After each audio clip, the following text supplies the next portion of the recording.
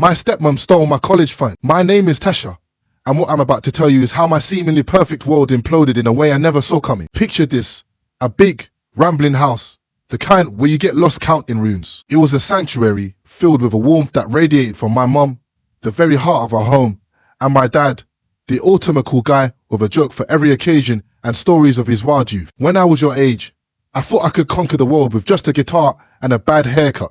He'd say, making me laugh. Life was idyllic, almost sickeningly so, until the darkness descended. It all started when Mom got sick. I remember that day like a scar etched into my memory. We were all in the living room, the TV a silent observer to the words that shattered the reality. I have some tough news. It's cancer, she said, the word echoing in the sudden, thick silence. It hit me like a physical blow. Dad reached for her hand, and their eyes locked in a silent conversation of love and fear. The following months were a blur of sterile hospital rooms and forced smiles. Mom would try to joke about saving money on shampoo, but I saw the tears she desperately tried to hide. We clung to each other, a shattered family outing. We'll get through this. Tasha, we have to. A year later, Dad brought someone new into our lives, Victoria. From the moment I laid eyes on her, a shiver of unease ran down my spine. She surveyed me with a condescending smirk, like she had me all figured out. She immediately started circling the house, rearranging furniture, marking her territory. George tells me you're quite the student, she said, her voice dripping with a saccharine sweetness. I'm sure you won't mind helping out more around here now that I'm taking care of things. My fists clenched, a silent scream building inside me. Help out? This was my home, not some boot camp she could run. I swallowed my anger and forced a polite sure. I can do more. Dad was trying. I knew he was, clinging to the idea of moving forward. But I wasn't convinced. The day she fully moved in, Victoria was already firing orders. Tasha, I expect you to take care of your own space. I won't have time to clean up after you. I leaned against the door frame, my eyes narrowed. And dinner should be ready by 6 each evening. I assume you can handle that. There was a clear challenge in her voice, a gauntlet thrown down. The days bled into weeks, each one a relentless barrage of demands as Dad struggled to keep his business afloat, leaving me alone to face Victoria and an endless list. Tasha, the living room is dusty. Tasha, the silver isn't polished. Tasha, did you forget the dry cleaning? It was a never-ending cycle, designed to grind me down. One afternoon, Dad found me in the garden, yanking weeds with a fury that bordered on violence. Hey, Tasha, you've been quiet lately. Everything okay? I threw a clump of weeds into the bin, wiping the sweat from my brow. This place is a lot to keep up with. He looked around, his face etched with concern. Yeah, it's a lot for anyone. Maybe I can talk to Victoria, see if we can hire some help. I almost laughed. Good luck with that. She thinks I'm her personal maid. A flicker of hurt and something I hadn't seen in a long time crossed Dad's face. That's not what I intended when we moved here. I'll handle it. Tasha, you shouldn't have to carry all this weight. But despite his good intentions, conversations with Victoria seemed to vanish into thin air. Tasha, the hedges are overgrown. Tasha, the guest rooms need fresh linens. It was exhausting, but it fueled a stubborn fire within me. I wasn't going to let her break me. I did the work, kept my head down, focusing on the future. The thought of getting out, of escaping her clutches, kept me going. Finally, the day arrived. I packed my bags early that morning, each suitcase feeling like a brick in the foundation I was laying for my new life. Dad came out to see me off, his face a mask of conflicting emotions. Tasha, are you sure you've got everything you need? And you'll call if you need anything, right?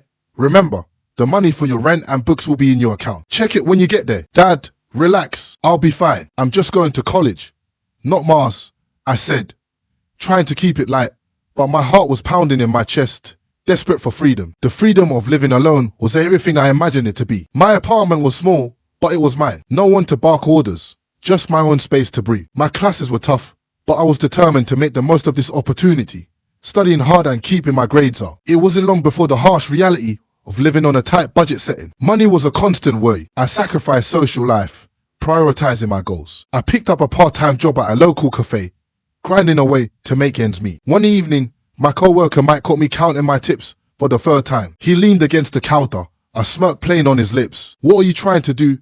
Make those bills multiply by staring at them. I rolled my eyes, just making sure I got everything. Budgeting isn't exactly a thrill. Mike laughed. You know, you could ease up a bit. Come out with us tonight. We're just grabbing a drink to unwind. I hesitated, the idea tempting, but ultimately dismissed it. Sorry, I can't. Maybe next time. I was here to build a future, one where I'd be financially stable enough to never rely on anyone, Victoria or otherwise. I wanted to save enough to buy Dad something nice, a small token of gratitude. Just when I thought I had my life at college figured out, everything started to unravel. It began with a phone call I never saw coming. Victoria was on the other line, her voice cold and detached. Tasha, your father's hit a rough patch financially. We're tightening belts around here, and unfortunately, this means we can't send you money for your rent anymore. I was stunned, the weight of the situation slowly crushing me. No more money meant no more apartment, no more safety net. I had to act fast. I explained my situation to Jenny, my college friend and classmate. We were studying in the library when she offered, Tasha, that's awful. Look, why don't you move in with me? We could split the rent, and it will be cheaper for both of us. Moving in with Jenny was a breath of fresh air during a suffocating time. But the bad news kept coming. Victoria texted me this time. No more money for tuition either. Your father's situation hasn't improved. You need to stand on your own now, especially food. One evening, Jenny knocked on my door, her arms laden with grocery bags. She must have noticed my weight loss. Hey, I picked up some extra stuff. Made too much dinner. You should come eat with us. She offered. The warm light spilling from the kitchen and the aroma of food made my stomach growl. But I shook my head. Thanks, Jen. But I can't. I need to save every penny. I've got to pay for tuition somehow. Jenny frowned, setting her jaw stubbornly. Tasha, you need to eat, and you're not paying for this. It's just leftovers. I wanted to argue, to maintain the facade of independence I was desperately clinging to, but another rumble from my stomach betrayed me. Okay, maybe just a little. Thanks, Jen. I threw myself into my studies with even more fervor, if that was even possible. The only way out of this financial mess was through scholarships, and I wasn't about to let anything jeopardize that. Jenny often tried to coax me into taking breaks. Tasha, we're just hanging out with friends. Come on, you can't study all the time. You need a break. But I always had the same answer. I can't, Jen. I really need to ace these exams. Jenny protested, her concern evident. But you're always working or studying. When do you ever relax? I snapped. Relaxing doesn't pay the bills. As the pressure mounted, my body began to feel the strain. I was pulling long hours at my jobs, sacrificing sleep and meals. But I couldn't stop. Not when I was so close to earning that scholarship. One night, after a grueling shift at the diner, I dragged myself towards my apartment, planning to grab a quick shower and head straight to the library. However, as I reached for my keys, the world went black. The last thing I remembered was the cold pavement against my cheek. I woke up with a start, my senses overwhelmed by the harsh fluorescent lights of a hospital room. Jenny was sitting by my side, her face etched with worry. Tasha, you're awake. God, you scared me. I found you passed out outside your apartment, Jenny said, her voice shaky. You collapsed, Tasha. The doctor said you're severely malnourished and dehydrated. You've been pushing yourself too hard. You need to rest. Rest was a luxury I couldn't afford. Not now. Not with everything hanging by a thread. But arguing felt like running a marathon. After a couple of days under observation, I was discharged with strict instructions to take it easy.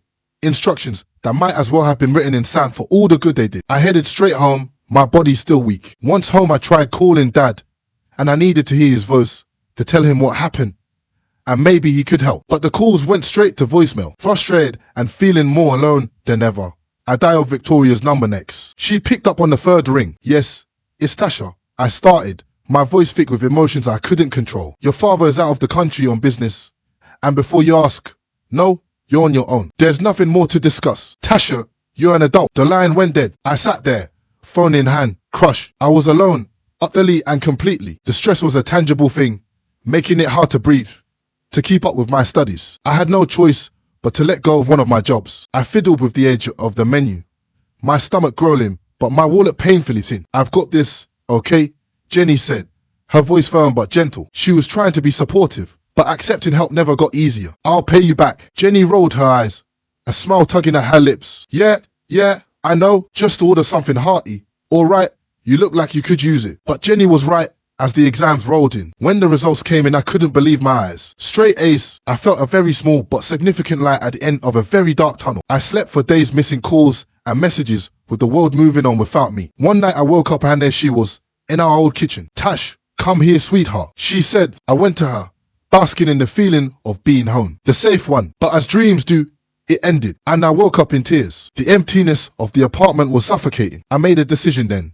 One that felt like grasping at straws, but necessary. I would go back to my hometown, visit her grave, and maybe, just maybe, find some peace. Checking my bank account, I calculated what I could afford. A cheap bus ticket, the cheapest that I could find. Jen, I'm going home for a couple of days. Are you sure that's a good idea? I promise, I said. The journey back was a blur. As the bus rolled into the familiar streets of my hometown, a mixture of dread and longing settled in my stomach. It was supposed to be a simple visit, the moment to feel close to Mum again. But as I walked among the familiar gravestones, a figure in the distance caught my eye. My heart skipped a beat. Tall, with a familiar stoop of the shoulders. Dad, my pace quickened, disbelief and hope churning within me. Dad, my voice was tentative, almost afraid to shatter the fragile moment. There was a flicker of confusion, then recognition, and something that looked a lot like sorrow. Tasha, it had been so long. I ran, no longer caring about the cold or the tears that had started to spill over. What are you doing here? He reached out quickly, nearly stumbling in his haste, and enveloped me in his arms. I was suddenly 5 years old again, safe and loved. I had a dream about your mother, he confessed, pulling back just enough to see my face. She told me to come here today. I had a dream about her too. That's why I'm here. Seems like she's still looking out for us. Yeah, seems like it. I agree. We should talk. Tasha, come back to the house with me, Dad suggested. I hesitated, images of Victoria's cold stares flashing through my mind. Are you sure? What about Victoria? You're my daughter, and we have a lot to catch up on. His voice held a firmness I hadn't heard in a long time. The tension was already forming in my body as we arrived to what I knew would be a night of confrontation. As we walked in, she said, Tasha, what are you doing here? I stepped forward, bolstered by Dad's presence. I came to see Dad. We have some things to talk about. Why don't you make us some dinner? Will be inside. She stared at me with a tight mouth. The space once felt warm, but now seemed curated for appearance rather than comfort. The tension in the dining room was thick enough to cut with a knife. Victoria was fussing about leaving the house on some urgent errand, but Dad stopped her with a hand on her arm. Sit down. Reluctantly, Victoria did as she was told, her hands twisted nervously in her lap. Tasha, you've lost so much weight. Are you on some sort of diet? I shook my head. Diet? Hardly. It's not a choice, Dad. It's a necessity. I've been struggling to make ends meet because I've been paying for my tuition and all my living expenses by myself. His confusion was apparent. What are you talking about? I've been sending $3,000 every month to cover your expenses. What? Dad, I haven't seen a dime of that money for the last 2 years. I've been working 2 jobs just to pay my bills and tuition. The color drained from Dad's face as he turned to Victoria. Is this true? Where's the money? Victoria stood up abruptly. I needed it. It wasn't supposed to be permanent. Tell me everything. She hesitated. I got involved in a financial pyramid, and I thought I could make a quick buck. I used Tasha's money to pay them off. I thought I could replace it before anyone noticed. Dad's hands were shaking. You endangered my daughter's health, her education, over a get-rich-quick scam, and you hid this from me. I didn't know what to do.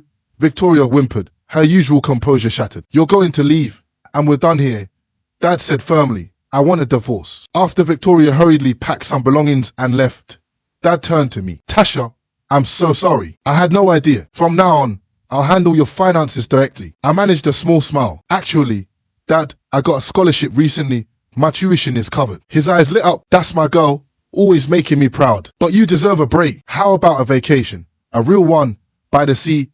The vacation was like a dream, a chance to recharge, and I returned with a renewed vigor, ready to tackle my studies with fresh enthusiasm. Now, back at school, I still work part-time, not out of necessity, but to save up for something special, a gift for Dad. Thank you for everything despite the hardships. I found myself attending the occasional party with friends, allowing myself to enjoy life, not just endure it. I see you're going out more, Jenny said with a smile. Yeah, trying to find a balance. I guess I'm learning it's okay to have a little fun, I responded. She joked, just don't forget about us when you're famous, and threw a cushion at me. I won't. I could never. As I looked in the mirror, I was still careful with money. Some habits are hard to shake, but now it was not out of desperation. I left feeling lighter than I had in years, hopeful for a future that was finally looking bright. So, Reddit, knowing everything you now know, do you think I handled this whole situation the best way I could have given the circumstances? Especially when it came to dealing with Victoria and my dad's new life afterward, and the best ways to move forward. I'm really curious to hear your thoughts and opinions on how I handle everything. Any insights you have would mean a lot to me as I try to navigate this whole new chapter of my life.